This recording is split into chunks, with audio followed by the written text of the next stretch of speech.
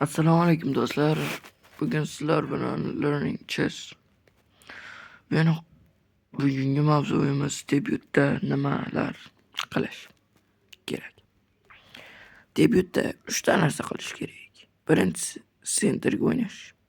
Ya'ni markazga o'ynash. Markaz uchun o'ynash. U nima deysizlar? Siz narsalarni centerga qo'yasiz. Oddiysi boshida. Ikkinchisi yengil sipoqlarni olib chiqish. Uchinchisi shohni himoya qilish. Xo'sh. Mana birinchi siz piyodani centerga qo'yasiz va otda qo'yishingiz ham mumkin. Keyin sekin sipoqlarni olib chiqasiz, yengil sipoqlarni.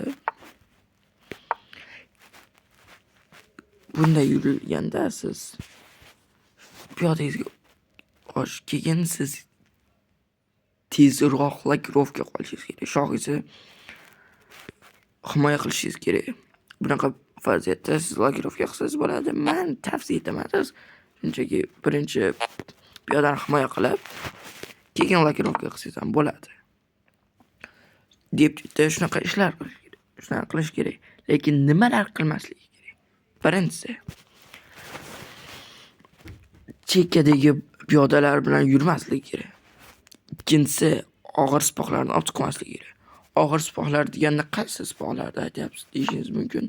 Ular pechkalar va fersen. O'tgan videolarimda detskiy modni ko'rsatganman.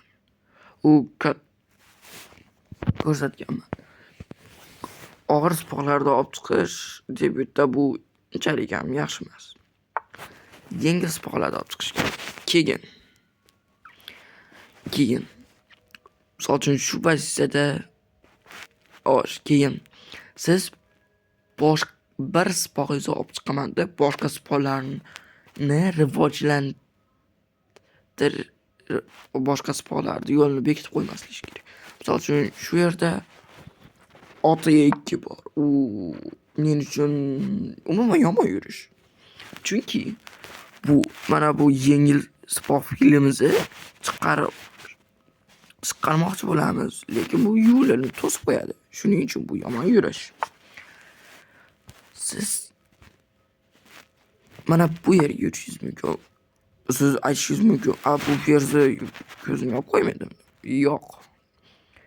Eslab qo'y. Debyutda faqat yengil sipoqlar chiqarish kerak. Keyin debyutda ko'p aralashtirmaslik kerak.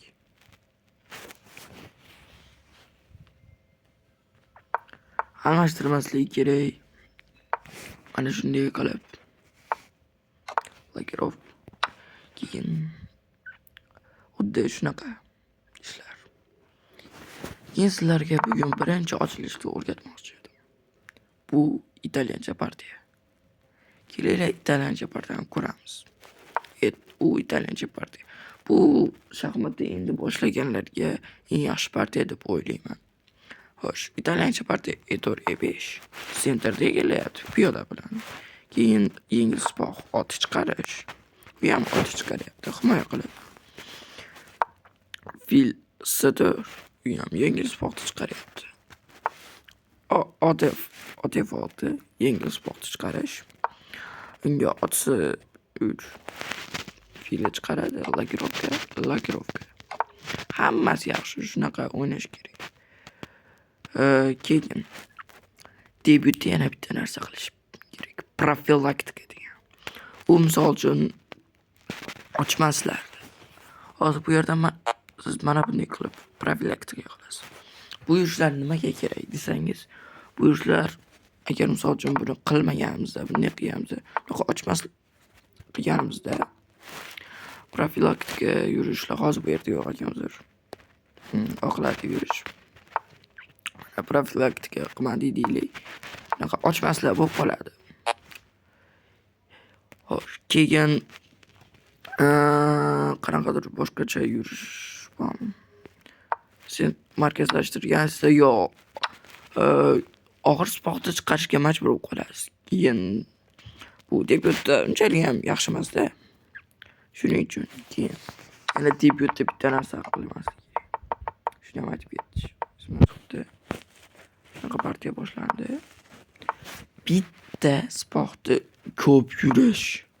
Misol uchun ot yurdingizmi?